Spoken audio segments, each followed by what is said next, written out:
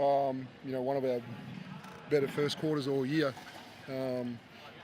Loved the way, the pace that we played at, moved the basketball, stayed with the things that we said we wanted to do, and we defended at a high level.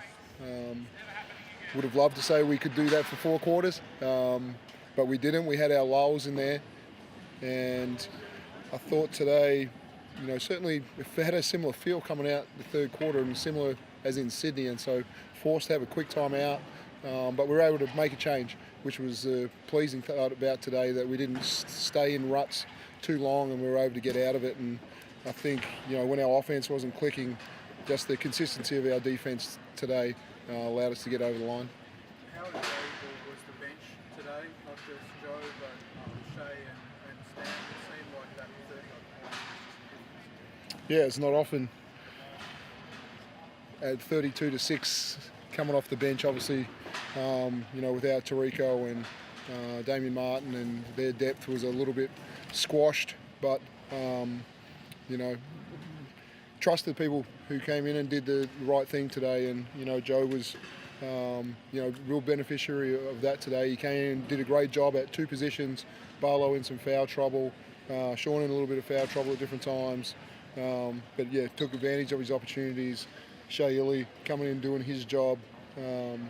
Stan was timely in the buckets that he made, and certainly probably warranted playing some more, and hopefully I can continue to push those up as well.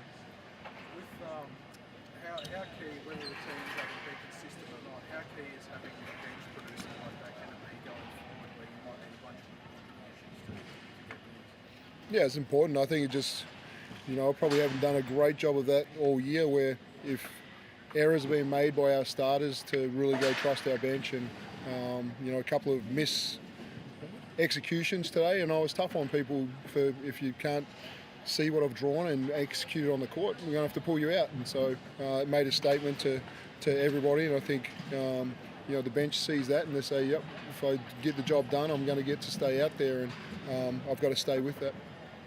Joe, what got you going tonight? What worked so well for you? Just making the right reads, I guess. I still had 6 turnovers, so it wasn't as good as a game as everybody thinks. I have to do a better job taking care of the ball. But yeah, just being confident in myself.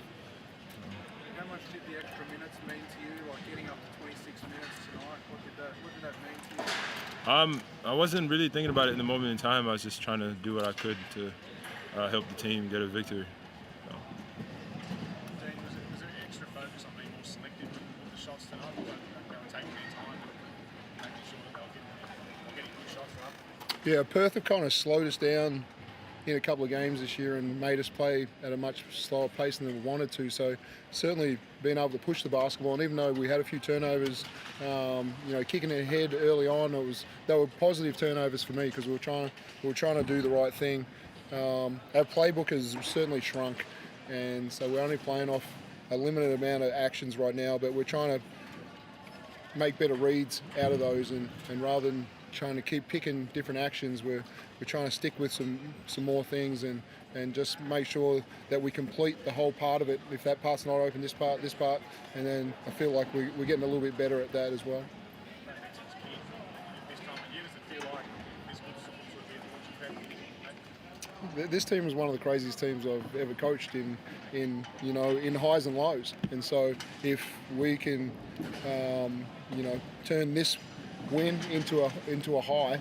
We talked about it before the game.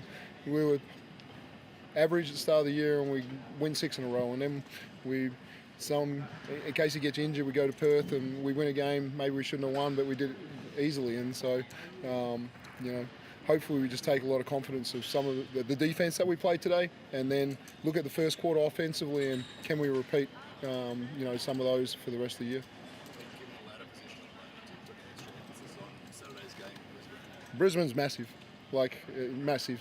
I think whoever's able to win that one really puts himself a step ahead to gain 4th spot. Certainly the games of both teams, of what they've got left, are against similar quality teams to close out the year.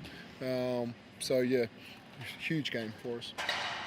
Joe, Dean mentioned the highs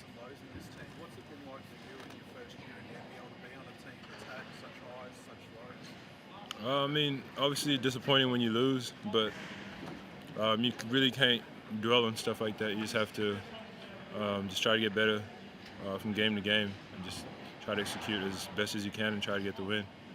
So, I mean, for me personally, I haven't been down about anything. Just got to move on. Dean, just a word on Kobe. Obviously, that he's impacted on everyone involved in basketball. How did it affect this group? Do you think that coming out tonight and doing the tribute and just getting out and playing and really helping the guys? Yeah, we certainly, acknowledged it the other day in a team meeting. We all spoke about it, and Barlow shared stories about I think he played 3 games against him and had the opportunity to, sit with him at the village and have conversations, and so there was a real connection there. Having Phil Handy come out the last couple of years, and he was pretty closely connected to Kobe and Tony Ronzone and all those guys, and so there was that connection from us. There wasn't a personal connection, but for me, as a father, a father taking his daughter to a basketball game, it happens every day, around Victoria. And just like last weekend, there was a million people running around, taking their kids around. He's just doing the same thing. Not like we drive around the car, flying around a helicopter, but the impact on that about losing your daughter going to a basketball game, was pretty impactful. But we saw Ross McMains did a really good job of just clipping some Kobe clips for our pre-game video tonight, and just the mentality, the killer mentality of Kobe versus Mamba and just those things. And so I thought it was a really well put together presentation that we got tonight, and a good memory. And we wanted to be, the first team to honour him in the NBL. And I hope we did a good job as a club tonight.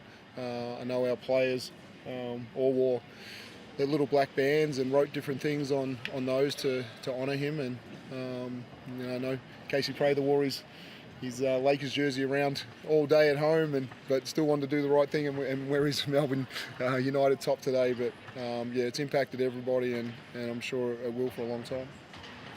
Joe, any comments on Kobe as well yourself? I mean, for our generation, he's like our Michael Jordan. Growing up, he was the best player in the NBA. We always joke around in school, like when you shoot into the trash can, everybody says Kobe. So I think that just shows what kind of impact he has on everybody. And I mean, as a father myself, it hurt deeply more that him with his daughter just going to a game and that happened. So I mean, it's really sad. Probably the saddest day for basketball. There's really not much more I can say about it. It's just a sad day overall. Is there anything you learned from having Joe and Mom out on the court together in the final minute, like in the ending minutes of the game? Yeah, they played a fair bit today together, and obviously when Alex went down, we used more Joe at the 5, and I just thought today with the matchups with a Nick Kay, I thought that was a good matchup for Joe, just his length to still be able to contest on the perimeter and still be able to challenge around the rim. So I liked that matchup today, and they have a pretty good connection. They would have liked to make another pass to each other at different times, but I think Joe's good for Sean. I think he holds him accountable to some things, and Sean certainly listens to him. So they have a good connection.